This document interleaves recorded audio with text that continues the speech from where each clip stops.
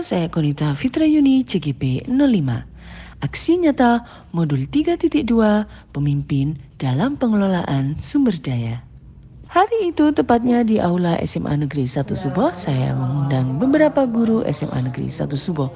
Saya juga mengundang beberapa wali murid yang kebetulan juga guru di SMA Negeri 1 Subo.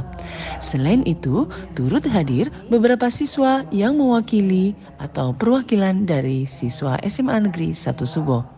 Alur aksi nyata modul 3.2 Pemimpin dalam Pengelolaan Sumber Daya. Pertama, kami mengidentifikasi aset atau modal atau sumber daya yang dimiliki oleh sekolah. Kemudian saya lanjutkan dengan memaparkan materi pemimpin dalam pengelolaan sumber daya. Saya juga memaparkan 7 aset atau modal atau sumber daya di sekolah. Sebagai closing, saya meminta mereka semua untuk mengidentifikasi lagi atau memetakan sumber daya yang dimiliki oleh SMA Negeri 1 Subo. Berikut video lengkap alur aksi nyata modul 3.2 Pemimpin dalam Pengelolaan Sumber Daya yang saya lakukan di SMA Negeri 1 Subo. Selamat menyaksikan dan terima kasih. Sepengetahuan jenengan semua, jadi taunya apa silahkan diisi. Kekuatan atau modal atau aset atau sumber daya yang kita miliki di sekolah itu apa saja?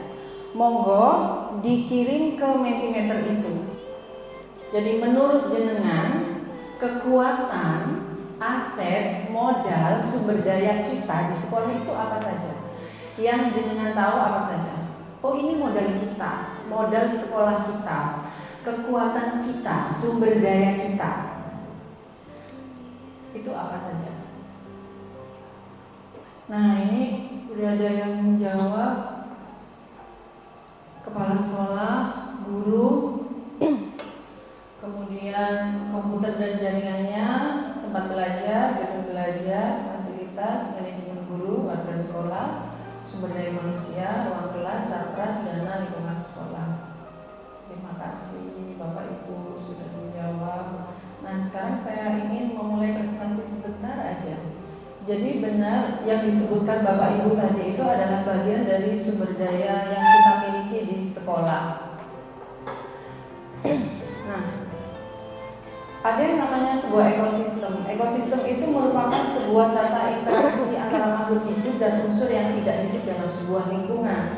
Sebuah ekosistem mencirikan satu pola hubungan yang saling menunjang pada sebuah teritorial atau lingkungan tertentu. Sekolah sebagai ekosistem. Jadi sekolah itu Bapak Ibu dan juga murid-murid itu juga bagian dari ekosistem. Nah, kalau sekolah diibaratkan sebagai ekosistem, tentu saja di dalam sekolah itu ada yang namanya faktor biotik atau unsur yang hidup dan faktor abiotik atau unsur yang tidak hidup. Apa saja faktor biotik? Nah, yang bisa dijadikan sumber daya atau aset atau kekuatan kita, yaitu murid, kepala sekolah, guru, staf atau tenaga kependidikan, pengawas sekolah, orang tua, masyarakat sekitar sekolah, dinas terkait, dan pemerintah daerah. Adapun faktor abiotik atau faktor yang tidak hidup itu misalnya keuangan, sarana dan prasarana, dan lingkungan alam di sekolah maupun sekitarnya. Nah, dalam melihat aset-aset atau modal itu kita ada dua pendekatan. Kita mau pendekatan berbasis kekurangan atau masalah, atau kita melihatnya dengan pendekatan berbasis kekuatan. Kalau pendekatan berbasis kekurangan atau masalah, itu kita memusatkan perhatian pada apa yang mengganggu, apa yang kurang, dan apa yang tidak berfungsi dengan baik. Kita mengeluhkan banyak fasilitas sekolah yang tidak berfungsi baik, buku ajar yang tidak lengkap, itu ya. Kemudian laboratorium yang kita nggak lengkap, atau kekurangan yang dimiliki mendorong cara berpikir negatif. Sehingga kalau kita mindsetnya itu berbasis kekurangan, kita mikirnya selalu yang negatif, fasilitasnya kurang, dananya nggak ada, misalnya gitu. Nah, bagaimana kekurangan yang dimiliki mendorong cara berpikir negatif, sehingga fokus kita itu bagaimana mengatasi semua kekurangan atau apa yang menghalanginya tercapainya kesuksesan yang ingin diraih. Jadi fokus kita itu gimana caranya usahanya mencari solusi dari kekurangan itu. Nah, semakin lama secara tidak sadar kita menjadi seseorang yang tidak nyaman dan curiga dan dapat menjadikan kita buta terhadap potensi dan peluang yang ada di sekitar kita. Jadi kalau mindset kita itu selalu berbasis kekurangan, SMA Subo misalnya nggak punya dana, kemudian kelasnya misalnya tidak ada AC-nya, atau kita nggak punya misalnya kolam renang dan sebagainya, nanti fokus kita itu justru ke mencari masalah. Apakah jelek? Sebenarnya nggak jelek, tetapi di sini dikatakan bahwa semakin lama secara tidak sadar kita menjadi seseorang yang tidak nyaman dan curiga dan menjadikan kita buta terhadap potensi dan peluang yang ada di sekitar. Kalau basis kita udah kekurangan, kita akan lupa tentang kekuatan atau potensi-potensi sumber daya yang kita miliki. Nah, berbeda dengan pendekatan berbasis aset. Pendekatan ini merupakan cara praktis mengenali hal-hal yang positif dalam kehidupan kita, khususnya di lingkungan sekolah, gitu ya. Jadi misalnya dengan menggunakan kekuatan sebagai tumpuan berpikir, kita diajak untuk memusatkan perhatian pada apa yang berjalan dengan baik, yang menjadi kekuatan kita, yang sudah kita laksanakan setiap harinya apa. Misalnya kalau di SMA Subo, yang bisa berpotensi positif atau sangat menginspirasi, misalnya senyum sapa salam ketika pagi yang dilakukan oleh guru piket. Kemudian kita care terhadap siswa yang dalam tanda kutip bermasalah, langsung dibawa ke bimbingan dan konseling, sholat Jumat, mengaji di masjid. Nah, berbasis kekuatan itu yang sudah dilakukan. Nah, ini yang namanya pendekatan berbasis aset. Berbeda dengan pendekatan berbasis kekurangan tadi. Kita berpikir yang aduh mau disnatalis nggak ada dana, mau ngulik nggak ada dana. Nah, itu beda. Kalau berbasis aset, bagaimana kita mengenali atau mengenali aset-aset atau kekuatan-kekuatan yang bisa kita manfaatkan di sekitar kita. Misalnya, tanpa dana kita juga tetap bisa membuat disnatalis itu ya. Misalnya kelas-kelas membuat bazar gitu ya, ada kemarin Got Talent dan sebagainya yang minim dana misalnya gitu. Nah, itu membuat kita kreatif dan kita kritis untuk mengenali kekuatan atau potensi di sekitar kita. Kalau berbasis pada kekurangan itu fokus pada masalah, berkutat pada masalah, mengidentifikasi kebutuhan dan kekurangan, fokus mencari bantuan dari sponsor atau institusi lain, kemudian merancang program atau proyek untuk menyelesaikan masalah, mengatur kelompok. Kalau berbasis kekuatan, fokus pada aset, masa depan, gimana berpikir tentang kesuksesan, mengorganisasikan kompetensi, merancang sebuah rencana berdasarkan visi dan kekuatan dan melaksanakan rencana aksi yang sudah diprogramkan. Nah, ini yang terakhir teman-teman, kalau secara teori kita itu punya 7 aset atau 7 modal.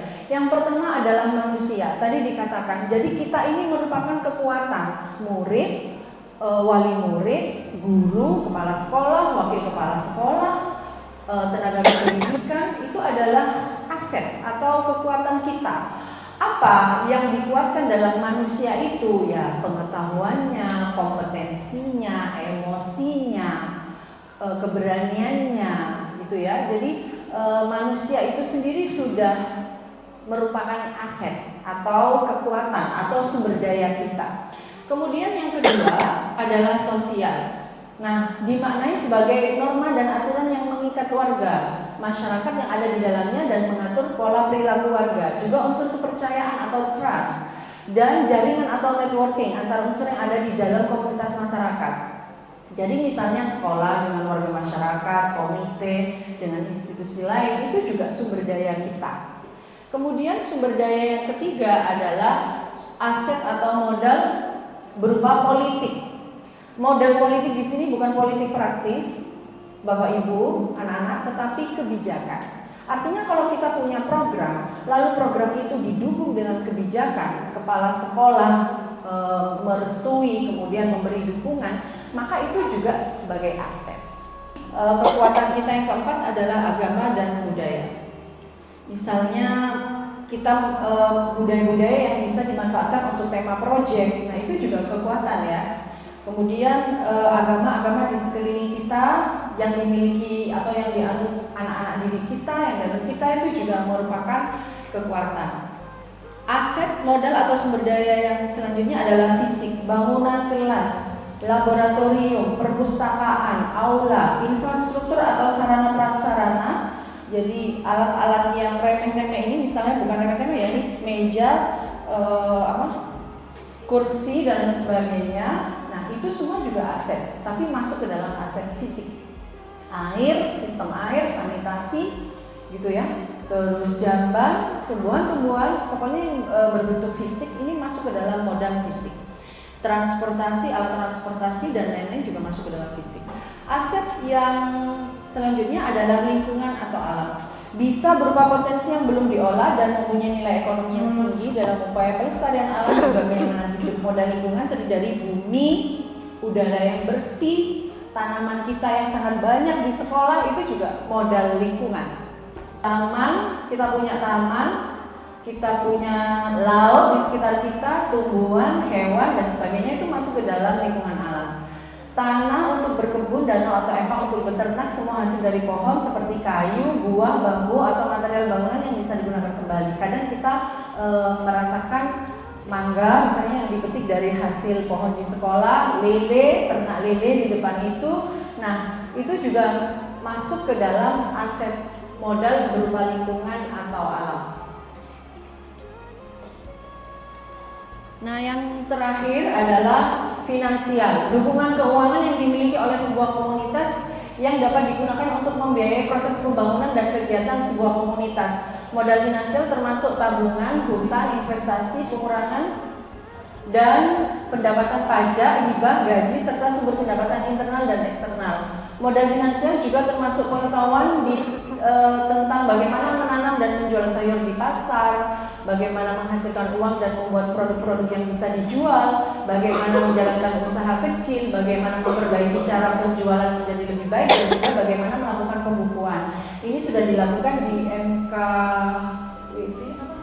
PKWU ya. Ini kan anak-anak sudah diajari begitu. Nah, ini juga merupakan modal finansial. Kemudian dana BOS, terus dana BPOBP, kemudian BPM, misalnya terus koperasi dan lain sebagainya. Ini masuk ke dalam aset modal finansial. Terima kasih Bapak Ibu, kemudian murid-murid atau siswa yang sudah hadir di sini. Untuk terakhir kalinya sebelum saya akhiri, saya kembali menginginkan dengan semua untuk kalau sudah saya terangkan kan tadi kita punya 7 modal ya, 7 modal atau sumber daya. 1 manusia, 2 apa tadi? Sarana fisik, kemudian agama dan budaya, apa lagi? Lingkungan, politik, lingkungan. Coba Bu Endang minta tolong Bu Endang menyebutkan kembali 7 aset atau modal yang kita miliki. 7 aset modal sumber daya yang kita miliki. Yang pertama yaitu manusia, kemudian yang kedua aset atau modal, yang kedua sosial, yang ketiga politik, yang keempat agama dan budaya, yang kelima fisik, keenam lingkungan alam, dan yang terakhir yaitu finansial. Terima kasih. Ini mewakili wali murid sekarang dulu 1. Ada ini yang berpendapat sebelum dan sesudah mendapatkan materi 7 aset modal bagaimana? Sebelum dan sesudah, pra dan pasca. Dini, monggo Bu Dini. Ambil aku bikin link. Baik, terima kasih.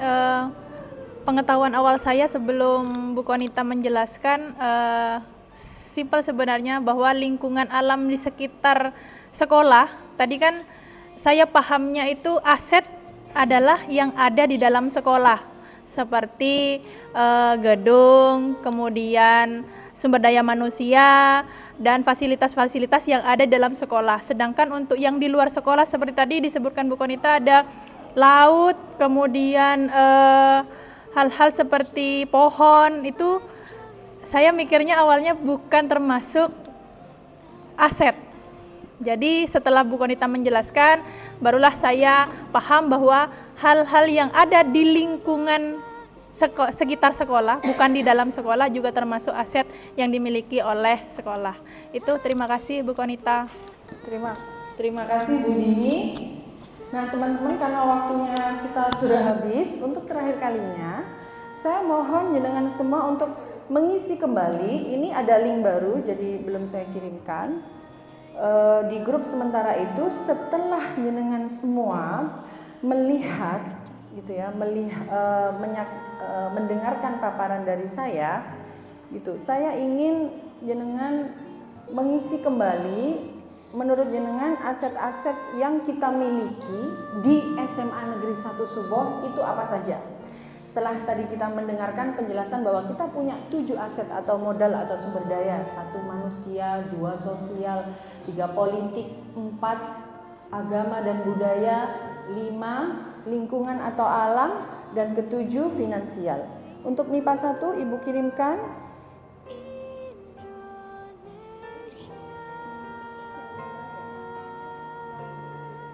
Oh, udah aku kirim. Oh, yang terbaru? Yang terakhir pokoknya. Tetap. Jadi kalau tadi kan mungkin ada sebagian yang tidak tahu bahwa meja, bangku itu juga modal, misalnya begitu. Boleh lebih spesifik ya Bapak Ibu juga siswa. Tadi udah dikirim ya linknya ya di MIPA 1 ya. Yang lebih spesifik misalnya lingkungan alam apa saja. Ini papan tulis, lingkungan alam, sosial, finansial, bangku, meja, boleh. Misalnya di sini tadi agama dan budaya, politik, sosial, ini busur manusia, sosial juga ya, kepercayaan interaksi sosial orang lain terhadap SMA Negeri 1 Subo itu juga modal. Kemudian jaringan atau networking, misalnya kalau kita menjalin kerjasama dengan institusi lain, kebijakan, kemudian agama dan budaya, fisik, bangunan, boleh lebih spesifik Bapak Ibu, misalnya di sini ada air, sanitasi gitu ya, jalur komunikasi dan lain-lain. Kemudian ada lingkungan alam, kemudian ada finansial, kebijakan, sanitasi, masjid, bangku, papan tulis, guru, siswa, sarana, agama, politik, budaya, boleh lebih spesifik. Misalnya pesantren di sekitar kita juga bisa ya dimasukkan, atau pabrik yang ada di sekitar SMA Negeri 1 Subo. Oke. Terakhir aja, satu kali lagi terakhir sebelum kita tutup, saya ingin refleksi dari salah satu Bapak Ibu. Refleksi siapa?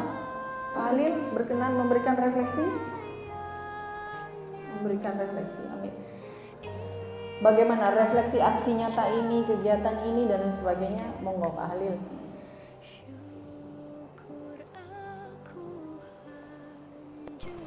Ya, Bos, tuh. takut gak nyala? Ya, terima kasih. Assalamualaikum warahmatullahi wabarakatuh.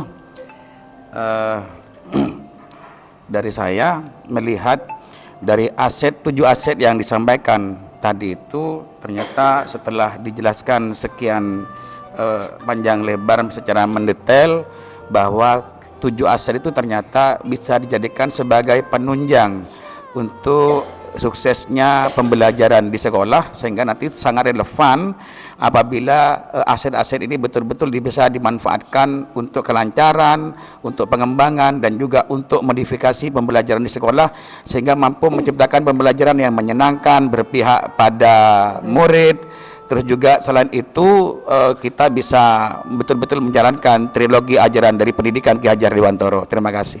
Terima kasih. Pertama untuk Pak Halil. Jadi Bapak Ibu juga murid-murid, sebenarnya aksi nyata atau kita mengidentifikasi aset di sini tidak lain adalah bahwa kita harus mengenali potensi-potensi atau kekuatan atau aset atau sumber daya kita di sekolah. Nah, setelah mengidentifikasi dan mengenali itu, manfaatnya adalah kita bisa memanfaatkannya untuk program-program atau kegiatan-kegiatan di sekolah yang tentu saja semuanya harus berpihak kepada murid. Nah, jadi kita berbasis kekuatan ya, bukan berbasis kelemahan atau kekurangan yang tidak dimiliki, tidak, tetapi berbasis kekuatan atau modal yang kita sebenarnya miliki di sekolah.